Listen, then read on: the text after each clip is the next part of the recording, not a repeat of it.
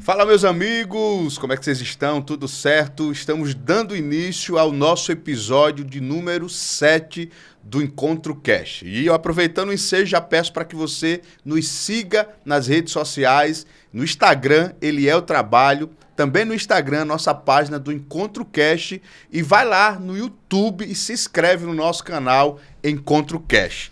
E, neste momento, nós vamos iniciar o episódio número 7 com ele, né? Uma pessoa bastante conhecida em Maceió e no estado de Alagoas, o cabeleireiro da celebridade, advogado criminalista, o homem é top e é com muita honra que eu gostaria de receber aqui na bancada do Encontro Cash, ele, doutor Ariel Fernandes. Seja bem-vindo, doutor. Muito obrigado, Eliel. Grande figura aí, né? A gente tá com uma alegria grande aqui de estar ao seu lado, né?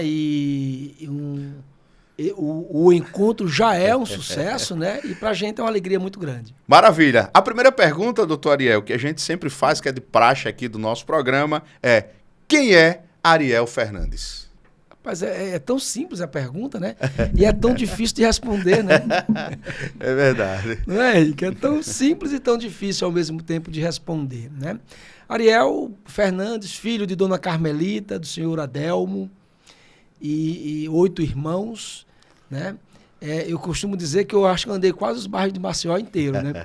Trapiche, como criança, Pitanguinha, quero mandar um abraço para o pessoal da Pitanguinha, né? Que eu também, alguns primeiros passos aí da minha infância foi na Pitanguinha, e me criei principalmente no bairro do Feitosa. Eu costumo dizer que nas grotas do Feitosa. Maravilha. Às vezes eu brinco dizendo que eu nasci e me criei no Aldebaran, aí os meus colegas que me conhecem falam: e você vivia fazendo o quê no Reginaldo? Eu dizia que a bola caía, né, lá do muro do Aldebaran, e eu tinha que ir buscar a bola lá no Reginaldo. Mas é brincadeira, eu realmente nasci, aliás, eu me criei no bairro do Feitosa, ali, naquelas grotas entre Feitosa e Pitanguinha. Pitanguinha. Você veio de família de quantos irmãos, doutor Ariel? 8 irmãos. 8 irmãos, né? 8 irmãos. De família muito pobre. É porque as pessoas falam: não fale pobre não, fala humilde, fala não sei o quê. É pobre, né? E o pobre de antigamente não era como o pobre de hoje, não. O pobre de antigamente só enxergava isto aqui, ó. Não tinha nada além, porque não existia algo que você clicasse e fosse passear pelo mundo. Pelo mundo, você só conhecia aquela rua, aquele bairro, e olhe lá. E olhe lá. Você não conhecia o bairro. Quem morava no Feitosa, poucas pessoas desciam para Ponta Verde, para Jussara, né? Então hoje não, hoje é muito, muito legal. O pobre tem tudo, graças a Deus. Se não tudo, tem quase tudo. Tem televisão, tem geladeira, tem telefone, né? Antigamente quem tinha um telefone, quem tinha um orelhão na esquina de casa era quase rico. É verdade, verdade. Doutor Ariel, mas assim, o que veio primeiro? O senhor é cabeleireiro, né? Cabeleireiro muito conhecido, né? Hoje, aqui, nesta área, o senhor é muito requisitado para participar de eventos, tudo. Mas o que veio primeiro? Cabeleireiro ou advocacia? É interessante, né? O doutor João Neto, ele, de vez em quando eu estou curtindo lá algumas publicações dele, ele bate no peito e diz: eu sou bom, né? E assim, eu bato no peito e digo: eu sou doutor em cabelo. Porque quem me deu esse doutorado ou pós-doutorado foi o criador de todas as coisas. Foi um presente que Deus me deu. Então eu me tornei... Como é que é? Quem joga bola no CSA quer chegar em que local? Times de classe, da classe da... Ou da divisão A, né? Na principal. Na seleção. Seleção brasileira. Então eu faço parte da seleção brasileira de cabeleireiros. Maravilha. Eu posso bater no peito e dizer isso porque, através do Senac, onde eu fui instrutor durante quase 10 anos, Deus me proporcionou conhecimento. E Ele me deu facilidades na minha mente de conhecer de química capilar, de anatomia capilar, de fundamentação de corte, fundamentação química, fundamentação na colorimetria, visagismo. Então ele me deu muitas habilidades e eu terminei sendo palestrante no Nordeste para algumas empresas nacionais e empresas internacionais. Então, no caso, veio primeiro a profissão de cabeleireiro. Né? As pessoas perguntam: você ainda corta cabelos? Não, eu corto todos os dias. Eu atendo no meu salão absolutamente todos os dias. Mas, Ariel, você vai parar, né? Porque você é advogado, porque você é político. Não! Não, eu não penso em parar absolutamente nunca.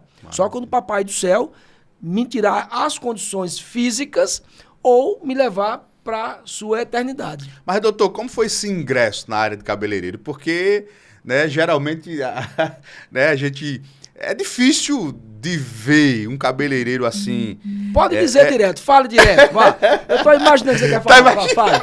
Não, fale, pode falar. Fale. Não, assim, geralmente, né... Um cabeleireiro hétero. Isso. Eu tô lhe ajudando. Sim. Porque é o seguinte, imagine o cara maloqueiro do Feitosa. Porque, na verdade, doutor, é uma área incomum para um cara, quando é muito... Aquele cara... Eu sou né? muito tradicional, Isso. eu sou muito formal para algumas coisas, eu sou de família tradicional, né? E eu nasci, eu me criando ali no bairro do Feitosa. Imagina, Eliel, eu vou dizer aqui uma coisa aqui, tá? Vou falar. É programa de Aqui adulto. Disse o Ariel é o quê? Cabeleireiro. Eita, daqui a 6 meses vai dar mais do que a chuchu na serra. Dá chuchu na serra, né? E aí, o que acontece? Aí alguém pergunta, como é que você descobriu que você tinha esse dom, que você amava ser cabeleireiro? Se eu não descobri. Não descobri. Me empurraram. Foi a minha mãe, uma mulher desse tamanho, Dona Carmelita, que a mãe da gente dizia como? Você tem que aprender uma profissão. Já que não está estudando. Cabra sem vergonha. E me botou, me forçou a trabalhar no salão. Então eu varria salão, eu limpava salão, até eu ir para o Senac, ser aluno do Senac, e 2 anos depois o Senac me chama para ser instrutor aos 18 anos de idade. Olha só. Ninguém venha me dizer que era capacidade, porque não era. É Deus puro. É Deus que botou, pegou um... Porque Deus, eu tenho certeza que Deus tem um mega telão. O computador de Deus é um negócio top. Então ele botou o pendrive dele lá, digitou lá, e disse, vou mandar esse menino pro Senac, que ele não estudou mesmo, vai ser cabeleireiro. E através de cabelo, eu vou dar toda a bênção que um ser humano precisa para viver bem. E Deus me fez uma pessoa rica através de cabelo. Maravilha. Então, assim, você acredita, né? Poderosamente foi Deus, né? Foi Deus. Que colocou, na verdade, essa profissão. Mas até se formar no Senai e tudo. Senac. No Senac. Teve algumas dificuldades, né, nesse trajeto, né, doutor Ariel? Muita. Né? Eu dificuldade. Pessoas que surgiram algumas pessoas para poder desmotivar tudo, preconceito. O preconceito foi sempre. O preconceito é até hoje. O preconceito é até hoje. Se eu fosse estar ligado em preconceito, eu estaria ainda lá no meu salãozinho com telha brasilite no Feitosa. Olha só. Se eu fosse me ligar em preconceito, eu estaria péssimo. Por exemplo, eu ia fazer ainda hoje, vai fazer uma ficha. Tal, nome completo, Ariel Fernandes Duarte. Tal, idade, não sei o que. Profissão. E a moça aqui, ó profissão. Escrevendo, cabeleireiro. Levantava a cabeça. Porque cabeleireiro, nem todos os cabeleireiros falam assim, ou tem um trejeito, tem, né? É verdade. Uma parte dos cabeleireiros. Imagine isso hoje, mas não, viu, Eliel? Mas antes a predominância era de homossexual, por exemplo, no meio da arte de beleza, na área da beleza. Hoje não, hoje está bem diversificado, mas antes era mais predominante, né? E tenho muitos amigos homossexuais. Já contratei diversos homossexuais. Amigos que eu respeito, que me respeitam. Maravilha. Entende? Maravilha. Sem problema nenhum. Mas há o preconceito. Né? Há o preconceito. E todo empreendedor, porque Deus me deu um espírito empreendedor. Bem interessante uma coisa. Eu já tinha uns 5 anos como cabeleireiro e instrutor do Senac. Certo. Eu era tão pobre que eu nem sabia o que era cabeleireiro. Eu ensinava as pessoas a ser cabeleireiro, mas eu não tinha noção da dimensão. Pela pobreza, pela limitação. Eu não tinha noção. Até eu trabalhar no salão do amigo meu, Kiko Marasco, mando um forte abraço para o Francisco Marasco, ali do Via Brasil Cabeleireiros. Quando ele me levou para trabalhar com ele, eu já trabalhava no Senac com horário, e o outro horário eu ia trabalhar com ele, eu lá descobri. Foi quando Deus tirou um pano preto, um mega tecido dos meus olhos, e eu enxerguei que eu poderia ficar uma pessoa rica através de cabelo. E aí entrou em mim um espírito empreendedor. E o empreendedor, ele tem lágrimas. o empreendedor chora, o empreendedor se preocupa, né? E eu quero mandar um abraço para minha esposa, porque ela junta, assim, são dois doidos, são dois malucos. Se não for dois malucos, não cresce, não avança. Então, eu mando um abraço para minha esposa, Iole, e para os meus filhos. Eu vou pelo mais velho até o mais novo, né? O Leanderson, o Arthur, o Lucas e a Arielle. Né? Então, eu mando um abraço para todos, um beijo para todos. Então, assim, há dores, há lágrimas, né? Para você conseguir honrar os compromissos. Porque você crescer porque você recebeu alguma herança é uma coisa. E você crescer absolutamente do zero é outra coisa. Diferente. E Deus cria de quê? Deus cria de quê? Do zero. Do zero, verdade. E nós não somos parecidos com Deus? Com certeza. A gente também é desafiado a criar do zero. Do zero. Ô, Glória. E assim, todas as áreas, doutor Ariel, existem aqueles que se destacam, aqueles que têm sucesso e aqueles que permanecem estagnados. Qual o segredo do sucesso? Porque assim, eu conheço vários cabeleireiros, barbeiros, tudo. Médicos, advogados, tudo. Engenheiros. Tem os top e tem os que estagna. Pois é. Então, assim, na área de cabeleireiro, já que a gente tá falando dessa área, qual o segredo? O que fez você hoje se tornar, né, um cabeleireiro destaque em Maceió, em Alagoas, e ser uma pessoa de sucesso? 3 passos. Olha só, grave passos. isso aí. Olhando pra câmera, grave isso aí. Fala 3 aí. passos. Ver, me arrepiei. Desejar e executar. Você só deseja, você só sonha o que alguém um dia lhe mostrou. Você só sonha, você só deseja algo que alguém um dia lhe apresentou, porque ninguém é doido. Eu não vou desejar uma coisa que eu nunca vi, que eu nunca sonhei, que ninguém nunca me apresentou. Só um lunático. Tô falando que eu concebi, Glória. Top. Eu desejei. Tô me arrepiando aqui. Porque lá no Francisco Marasco, no Via Brasil, eu enxerguei. Deus me levou até lá e disse, olha, essa profissão que tu nem sabe o que é, que muitos desprezam, vem cá, vou te mostrar o lugar. Aí eu fui e enxerguei. Quando enxerguei, Eliel, eu desejei. Aí eu escrevi um dito, um pensamento. Quando você for pequeno, tenha jeito de grande. Quando você se tornar grande, continue com algumas características do pequeno. Top. Como é que é isso, Ariel? Pode falar isso na prática? Posso. Eu trabalhava num mega salão, no maior salão de Maceió. O meu salão no Feitosa era de telha brasilite. E quando eu saí de lá, eu comecei a cuidar do meu pequeno como se ele fosse grande. Top. Eu tô aqui, meu Deus do céu, eu tô aqui como se fosse grande. Top. Então, se você é pequeno, comporte-se como grande. O que é que eu fiz? Aí eu brinco, eu digo, peguei um empréstimo na caixa e comprei uma lata de verniz para invernizar a bancada. Peguei outro empréstimo, comprei 2 garrafas, uma de chá e uma de café. Para imitar, eu tava imitando, eu era pequeno, mas eu tava imitando quem era grande. Isso é top demais, né? E aí, por quê? Porque eu enxerguei. Quando eu enxerguei, passei a desejar. Quando eu passei a desejar, comecei a ter comportamento de grande, de fazer, de executar. Porque você sabia exatamente aonde queria chegar. Eu queria ser grande. Eu queria chegar assim e dizer assim, poxa, eu cobro 20 reais no corte de cabelo. Eu quero cobrar um dia 100. Como os grandes cobram. Hoje eu cobro 150 reais no corte de cabelo. Sabe quanto tempo leva para cortar um cabelo desse? 10 minutos, 9 minutos, 11 minutos. Qual é o magistrado que ganha isso? Verdade. Já exagerei, já botei logo pro topo. Então você quer ser servidor público ou você quer ser um empreendedor? Você que tem que escolher. E Deus respeita. Deus fica assim, ó, de braços cruzados.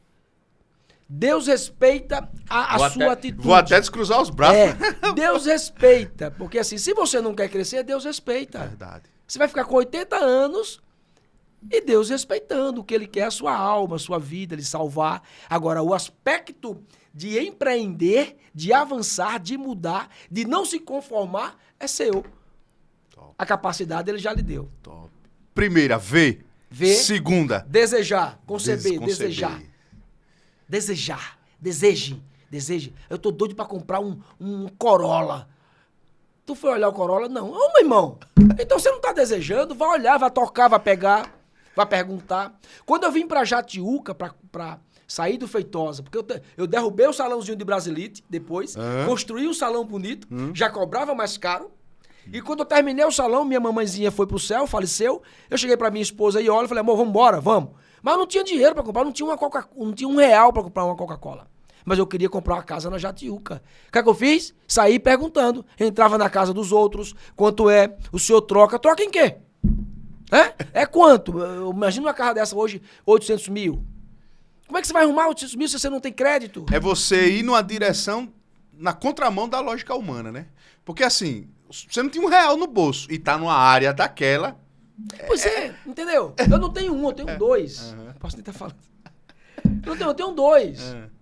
Na mesma área, vizinhos. Então, o que acontece? É preciso enxergar, ver o que é que você quer. Você tem que desejar. Outra coisa, vou falar bem baixinho aqui. Não ande contando o sonho para todo mundo, não. Verdade. É no máximo para o marido ou para a marida. Verdade. No máximo. Sonho tem que ser seu e você agir sem que as pessoas tenham tanta percepção de que você está agindo. O sonho não pode estar contando. Verdade. Maravilha. E a terceira? Agir. Ver, enxergar. Enxergar. Alguém lhe apresentou, você deseja. A segunda parte é o desejar, que é sonhar. Você está sonhando, você está desejando. Você concebeu. Eu vou ter. E a terceira é a mais importante, que é agir, né? Agir é a mais importante. Né? São duas mais importantes. As três são importantes. Mas se você não enxergar e você não agir, não acontece nada. Não acontece nada, verdade. Positivo. Maravilha, maravilha. Eu tô aqui, né, emocionado com essas palavras. E o encontro é isso, é emoção, né? É inspirar pessoas. Tem pessoas que vai assistir os cortes, vai assistir o vídeo completo no YouTube, tá assistindo agora através da live e tá tocando pessoas. Então isso é importante demais, esse é o nosso objetivo aqui do Encontro Cash. Seriedade, né? Também, né? Seriedade, né? Verdade.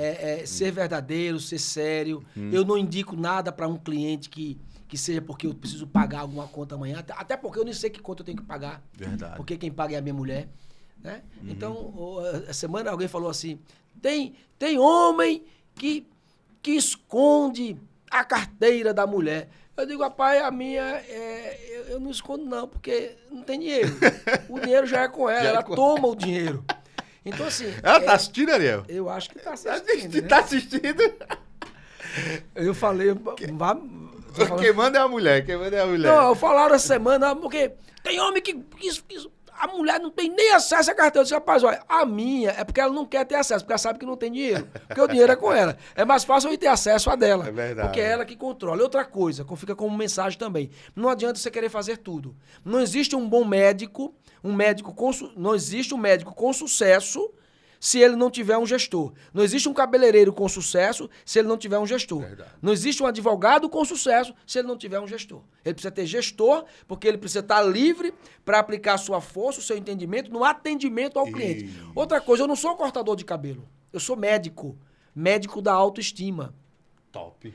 O médico trata por dentro para refletir por fora. Eu trato por fora para refletir por dentro, que é a autoestima. Autoestima, é verdade. É por isso que eu respeito os meus clientes.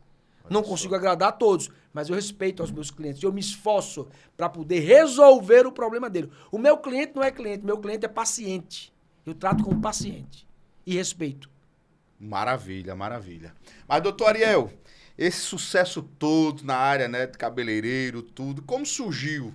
O senhor já alimentava no coração o desejo de um dia se tornar um advogado, criminalista, um advogado. Como surgiu, assim, né, esse desejo no coração, dizer, não, vou fazer direito e vou me tornar um advogado de sucesso? Quando eu vou voltar um pouquinho ao início, quando alguém fala, como é que você descobriu, né, que tinha esse dom? Como é que você começou? Como é que você já tinha isso no seu coração de ser cabeleireiro? Eu falei, não, eu queria ser polícia. Foi a minha mãe que me empurrou para ser cabeleireiro. Mas sua mãe era cabeleireira? Não! Era uma mulher de visão. Era uma mulher de visão. E eu fui ser cabeleireiro porque eu não tinha opção, eu não tinha estudado. Polícia eu não ia conseguir passar no concurso porque eu não tinha estudado. Né? E com 17, 18 anos, eu conheci um advogado criminalista, um dos melhores de Alagoas, Dr. Moacir de Vasconcelos.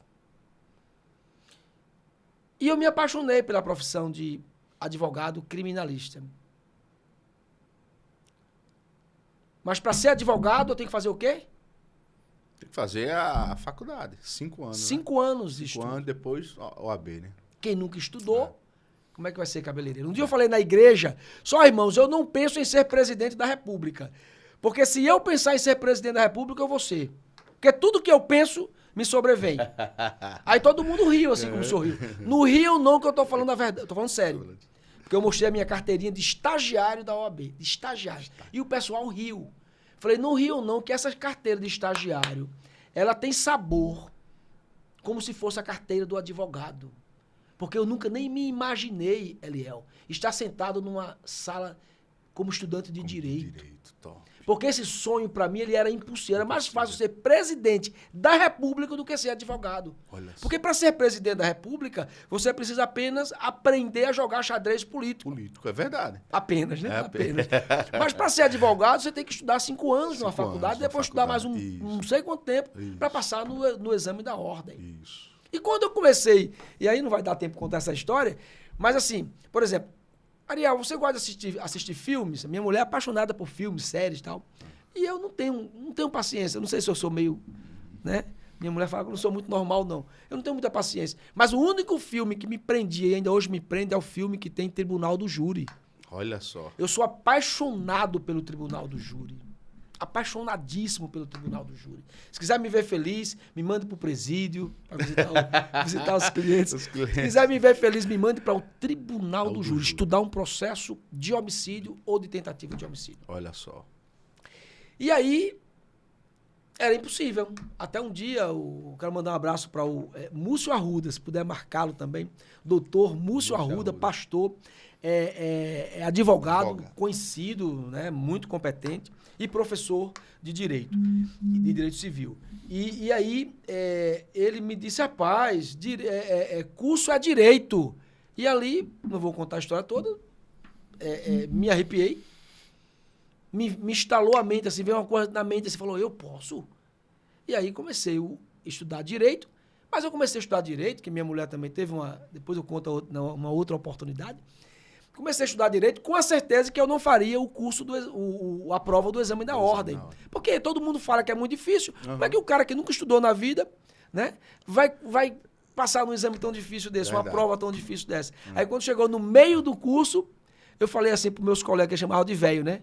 Ô velho, e aí? Eu disse, eu vou fazer essa prova quando eu estiver terminando o curso. E se o goleiro vacilar, eu boto a bola para dentro. E a bola entrou. Olha aí, tá vendo? Sou hoje advogado criminalista, tenho 2 sócios, doutor Felipe Lima e doutor Anderson Oliveira, né? É um escritório também de sucesso, graças a Deus, maravilha. Porque nós respeitamos o cliente, damos atenção ao cliente. Como eu sofri muito com advogado, porque eu já precisei de advogado quando eu não era advogado, e o sofrimento é muito grande, muitas vezes o desrespeito é muito grande, muitas vezes a falta de atenção de um advogado é muito grande. E às vezes o cliente fica meses, todos os dias olha o telefone assim, para ver se o doutor mandou alguma mensagem. E não chega a mensagem, não chega uma ligação. Então a gente procura fazer diferente, baseado no que eu passei, baseado no que eu sofri. Maravilha. E falando já de direito, né? Vamos mudar um pouco de assunto. E aqui a gente faz também algumas perguntas polêmicas. Aqui é emoção, é perguntas polêmicas. Aqui é o encontro. Doutor Ariel, essa guerra de parcialidade e imparcialidade. Algumas pessoas acreditam que a justiça continua, né, imparcial. E outras acreditam que a justiça já foi e se tornou imparcial. Qual a reflexão que o senhor faz sobre isso? Não sei se vai ser polêmica, se a gente vai... Enfim, não sei qual vai ser a consequência. Para chegar na questão da parcialidade e da imparcialidade, um dia vai acabar o preconceito. Sabe quando? Quando acabar a raça humana. Porque enquanto existir o humano, haverá preconceito. Porque nós somos diferentes. Ok? Somos diferentes. Ou é o preconceito no aspecto social, racial, religioso, de todas as formas. É impossível tirar o preconceito da raça humana. Impossível. O que eu preciso ter é vergonha na cara, pegar o meu preconceito e ter o controle dele embaixo dos meus pés. E procurar me policiar, respeitar as pessoas, respeitar as diferenças. Do mesmo modo, deveria ser tirado o termo, pelo menos, imparcialidade total. Porque não há imparcialidade total. Porque os juízes são seres humanos. Verdade. Os promotores são seres humanos. Os advogados são seres humanos. Tem então, seus lados, tem suas opiniões. Tem a sua simpatia. Né? Verdade. Então, assim, esqueçamos isso. Agora, tratando das cortes superiores, nós temos um problema no Brasil muito grande, mas dizem que quase o mundo inteiro é assim. Eu acho que não, nunca pesquisei em outros países. O que está acontecendo hoje é que está sendo inserido nas cortes brasileiras, principalmente na principal corte, que é o STF, grupos partidários. Isso. Grupos partidários que têm tomado conta dessas cortes brasileiras e, com isso, tem gerado uma insegurança jurídica muito grande. Deixa eu lhe perguntar uma coisa. Flávio Dino, no Supremo. Um absurdo, né? Para mim, é mais absurdo do que o advogado do Lula. É mais absurdo. Pelas declarações, pela exposição, pelo desrespeito ao Congresso Nacional. Mas eu sabia que ele ia ser aprovado, porque há um sistema para ser aprovado. Quando é que você acredita, Ariel, que poderia diminuir essa parcialidade? Se mudasse a lei. Isso pode ser Lula, Bolsonaro, quem for, Dilma. Quem indica esses ministros do Supremo Tribunal Federal é o presidente da República. Isso, como nós brasileiros somos analfabetos, politicamente falando, e assim eles criam a população brasileira. Por exemplo, no ensino médio, Eliel, deveríamos ter pelo menos o artigo 5º da Constituição brasileira, para que as pessoas conhecessem os seus direitos e as suas obrigações. Verdade. Deveria ter uma disciplina ministrada, inclusive, por um advogado de preferência. Que fosse uma carga horária pequenininha, deveria ter o artigo 5º, se não no final do ensino fundamental, no ensino médio principalmente, para que as pessoas conhecessem. Verdade. Mas eles tiram isso da gente, para que a gente se torne pessoas indoutas, politicamente falando, juridicamente falando, para que eles continuem dominando. Então, veja, eu sou o presidente da República, eu estou indicando um ministro, eu estou dando um presente, o maior presente jurídico, uma das maiores autoridades, se não a maior autoridade da nação, juridicamente falando. Cargo vitalício. Vitalício. Isso. Meu amigo, se eu fosse o Fachin, vou falar essa besteira agora. Se o Lula ou o Bolsonaro, quem quer que seja, me indicasse para o Supremo Tribunal Federal, não chegava, se chegasse processo do filho do Lula, da mãe do Lula, de quem for, qualquer indicação do Lula, nem passava na porta do Supremo. Eu rasgava. Aí vem dizer que eu não vou ser. Como é que você me dá um presente? Como é que o governador indica um desembargador? Primeiro a gente faz uma eleição quando é o 5º constitucional, né? Na OAB, por exemplo, quando a vaga é da OAB, a gente faz uma eleição, escolhe 6, o tribunal derruba 3, fica só 3, e quem escolhe um dos 3 é o governador. Eu não entendo porque esse procedimento todo, que quem vai definir é o governador. É a lei, tem que mudar a lei. Pô, e Tem que mudar a lei. Tem que mudar a lei. O governador indica o chefe do Ministério Público. É um promotor de justiça? É, tranquilo. Concursado? Sim. Mas o chefe do Ministério Público, o chefe dos fiscais da lei, é indicado pelo governador. Porra. E quem é que ele vai indicar? O chefe da Procuradoria Geral do país, o Procurador-Geral do país, ele é indicado pelo Presidente da República. Não venha me falar de imparcialidade. Pode ter até um pouquinho. Pode ter até alguns atos. Mas geral, não tem. Não tem.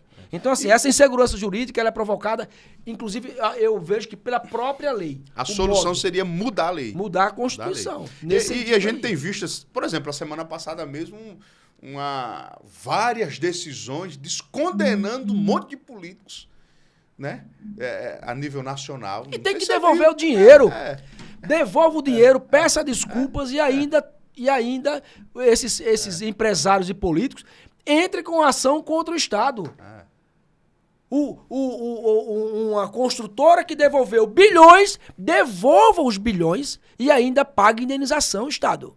Já que é pra bagunçar, vamos bagunçar de vez. Mas o cara disse, Ariel, eu cometi o crime, tô devolvendo o dinheiro, e a Suprema Corte que disse que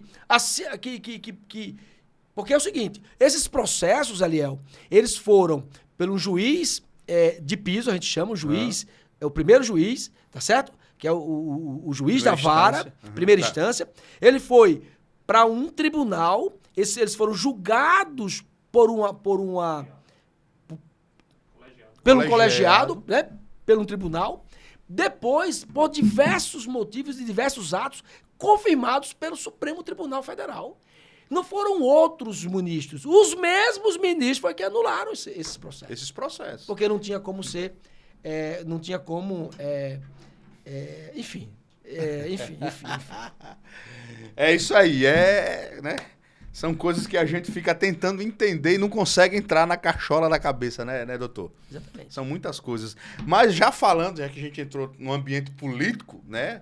Sabemos que o senhor também, né, além de ser cabeleireiro, né, além de ser advogado criminalista, o senhor também é um grande articulador político em Maceió, né? O senhor já teve a oportunidade também de ser subsecretário, né, de liderar alguns grupos políticos, alguns partidos políticos, e nós estamos em um ano político, né, um ano de eleição. Como é que o senhor vê o cenário político na capital Maceió? Hoje nós temos o nosso prefeito JHC, que está aí, né, fazendo um trabalho excelente, trabalho aí de ponta, que não tem concorrência, de fato, não tem um nome hoje, né? E como é que o senhor desenha o cenário político dessa eleição agora de 2024? Aproveitar e mandar um abraço para o prefeito JHC, todo o gabinete, o Alan, o Serginho e todos ali do gabinete do prefeito que tem se esforçado sempre para fazer o melhor para aqueles que dependem, né, do serviço público na nossa capital. Eu tenho falado o seguinte, sabe, Eliel? Eu descobri quem foi que disse que política não se mistura com religião. Foi o diabo. O cão foi que disse que política não se mistura com religião. A política, ela tá na Bíblia de Gênesis a Apocalipse. Tudo, a própria morte de Jesus, ela foi dada através de atos políticos, reações políticas, grupos políticos, religiosos e políticos. Então é o seguinte, tira o povo de bem, tira a sociedade de bem da política, porque o ladrão, o maloqueiro vai imperar, vai predominar, prevalecer na política e a gente faz o que a gente quer. E aí, com isso, eu entendi que a gente precisa de pessoas de bem inseridas na política.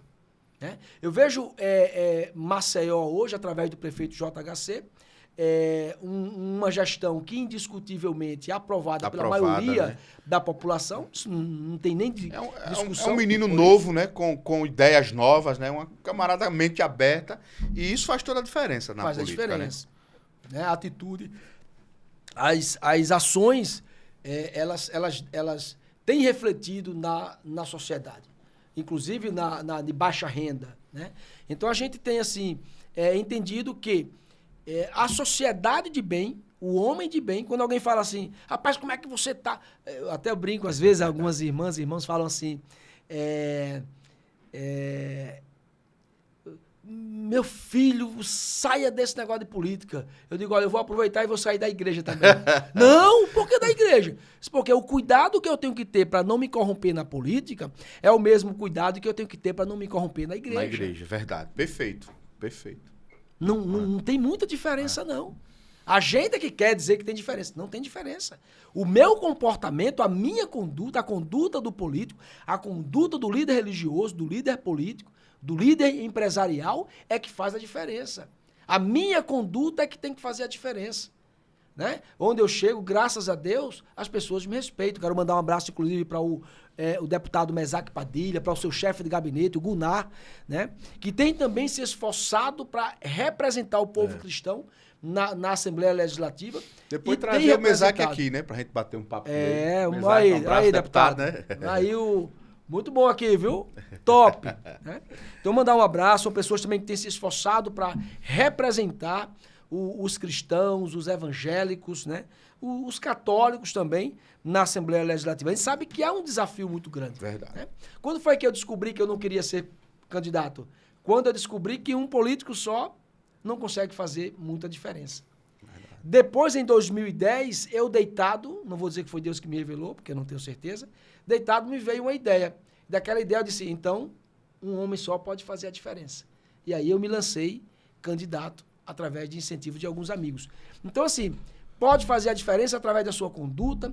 Eu, como secretário adjunto da Sensques e como diretor, fui primeiro diretor, depois fui secretário, eu acredito que eu fiz a diferença com a minha conduta no meio dos servidores efetivos, no meio dos servidores comissionados e principalmente, Aliel, entre a sociedade, as pessoas que mais precisam, seja dos mais pobres aos mais ricos.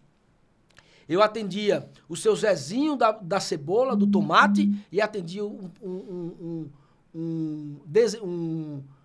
promotor do mesmo jeito, um juiz como eu atendi do mesmo jeito. Um grande empresário com 300 funcionários e o seu menininho lá, que era ambulante, vendendo produtos na praia. Fazia distinção, né? Não fazia distinção. Isso é importante. Eu sempre digo que eu atendia o amigo e o inimigo político.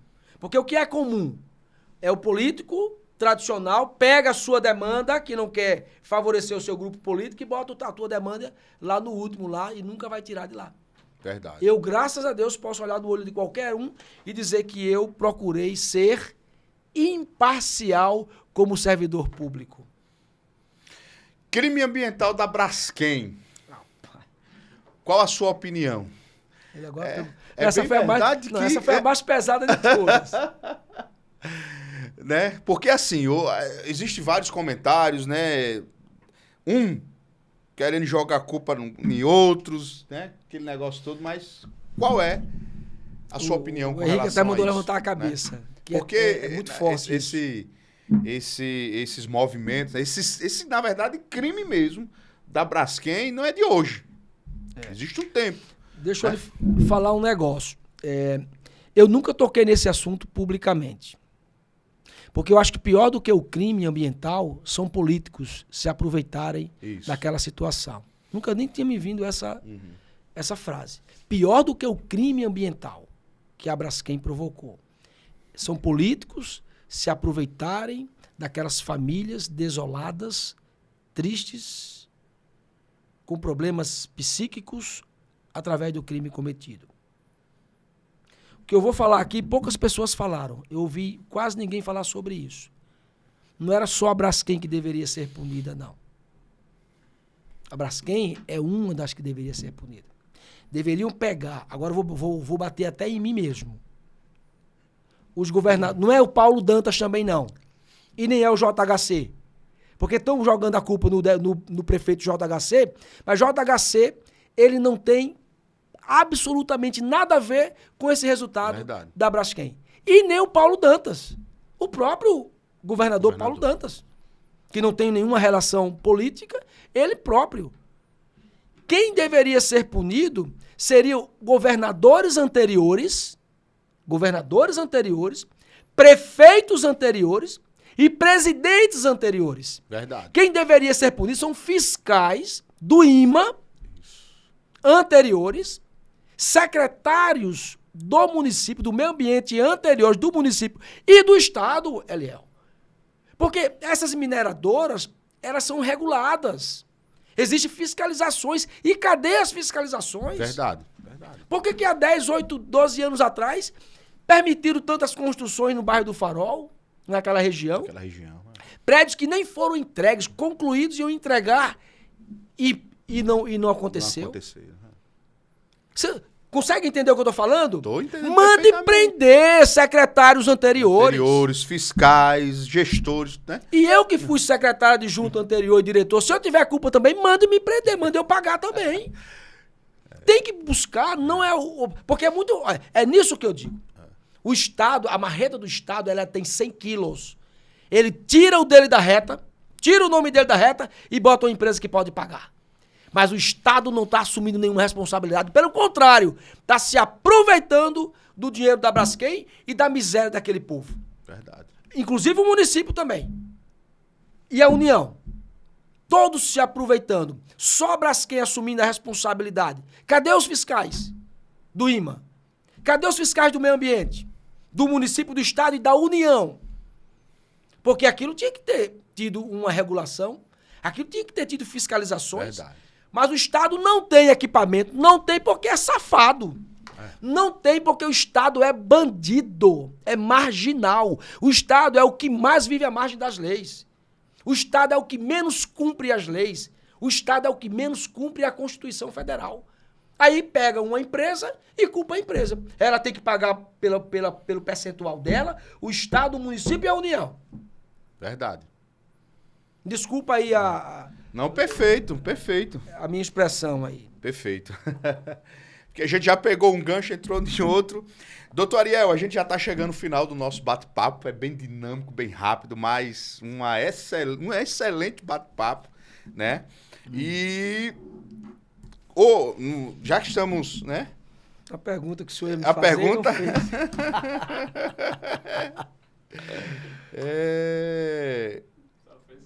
Né, voltando, né, pro ramo do direito. Né? Tem pessoas que justamente fazem essas perguntas, né? Como é defender alguém que comete um crime, né? Porque geralmente é só advogado criminalista. Mas defende bandido, não sei o quê. Como é isso, doutor? É bem interessante essa colocação. Ariel, eu não conseguiria ser advogado criminalista. Como é que eu vou defender alguém que cometeu um crime, Ariel? Isso. Eu falei, mas eu não defendo alguém que cometeu um crime. Eu defendo o direito de alguém. Imagina o que seria o Estado, o que seria a sociedade, principalmente, se não houvesse o advogado criminalista. Ele é o profissional que está mais próximo desses miseráveis. Porque se você deixar a cargo do Estado, acabei de bater no Estado, não foi? Isso. Se deixar a cargo do Estado, o senhor cometeu um crime que ele tem um peso de 50 quilos, o Estado vai dizer, através do promotor de justiça, que o peso é 200 quilos. E se não tiver alguém para rebater, para contestar a ação do Estado, a marreta era para ser 50 quilos, o seu crime, ela vai ser 200. Outra coisa, como é que você faz? E quando você descobre, eu quase nunca descubro. Eu faço a pergunta para o meu cliente, eu digo, como é que foi, doutor? Estão dizendo que eu fiz isso aqui. Eu falei, tá, deixa eu ver aqui o que a polícia está dizendo. Tá, e você me diz o quê? Se eu estava no lugar tal, assim, eu não estava aqui não. Eu vou pegar a história que a polícia contou, a história que o cliente contou, vou ver onde é que está a fragilidade das provas para poder defender aquela pessoa. Outra coisa, tem um princípio que diz que é melhor você ver um acusado que supostamente cometeu o crime solto do que o inocente preso. A minha preocupação quando eu vou defender alguém dentro do aspecto criminal, Eliel, a preocupação, não é a preocupação que ele tenha feito. É meio contraditório isso, né? Verdade. A minha preocupação é se ele não fez. Verdade. Porque, veja, aquela miséria lá, o sistema prisional, aquela miséria. E, inclusive, eu quero mandar um abraço, manda aí depois para o Felipe Campos, um abraço para os policiais penais. O policial penal, a secretaria, a SERES, a Secretaria de Ressocialização do Estado de Alagoas, é uma das melhores do país. Essa miséria que nós temos aqui ainda é uma das melhores. É a que melhor funciona. Quem manda no sistema prisional de Alagoas E eu quero também aproveitar e mandar um abraço para o ex-secretário, coronel Marcos Sérgio. É o Estado. Lá quem manda não é o bandido, não. Quem manda não é o bandido, quem manda é o Estado, através dos policiais penais que atuam ali de forma efetiva, de forma veemente. Então o que acontece? Aquilo ali é ruim para quem cometeu, para a família de quem cometeu. Imagina o cara preso e não cometeu o crime. Verdade. A minha angústia, Eliel, a minha angústia não é se eu estou defendendo uma pessoa que cometeu e ela agora está sendo absolvida através dos meus atos, através do ato dos advogados. A minha preocupação é a pessoa ser condenada inocentemente. E ó, senhores e senhoras, ali preso tem um percentual de pessoas presas que estão presas condenadas e não cometeram o crime. Olha só. Através da irresponsabilidade de quem? Do Estado. Do Estado. É por isso que tem que ter o advogado criminalista. Verdade. É por isso que tem que ter o advogado para ser tão importante, como o próprio conceito diz, para a administração da justiça. Maravilha. Para a sociedade. Então a gente defende um direito. Outra coisa, no momento que o réu ele confessa, pronto, ele confessa. Você vai buscar a pena justa e não a pena injusta. Se deixar a cargo do Estado, a pena vai vir era 50 e vai vir de 200. É verdade. Muito bem, chegamos ao final do nosso bate-papo. Quero agradecer, né, com muita alegria a sua presença aqui na nossa bancada do Encontro Cash, né? Esse encontro que tá dando o que falar, viu? Tá sucesso aí nas redes sociais. Muito obrigado, doutor Ariel. Suas considerações finais para a gente poder terminar esse bate-papo. Eu quero, primeiramente, agradecer a Deus, mandar um abraço para todos os cabeleireiros, proprietários de salões de beleza, barbearias, clínicas de estética do estado de Alagoas. Quero mandar um abraço para minha esposa, para minha família, né? E dizer que a gente não pode deixar de ter esperança, porque tudo é possível ao que crê. Deus na frente, maravilha. Deus na vida da gente, e a gente tem que... Gratidão, Eliel, gratidão por esse copo de água, gratidão pela caneta, gratidão pela profissão, gratidão por esse encontro, gratidão, e o restante ele vem por consequência. Maravilha. Não sei se dá para colocar, eu quero agradecer a todos os nossos parceiros, né, que nos ajudam a manter também o Encontro Cash no ar.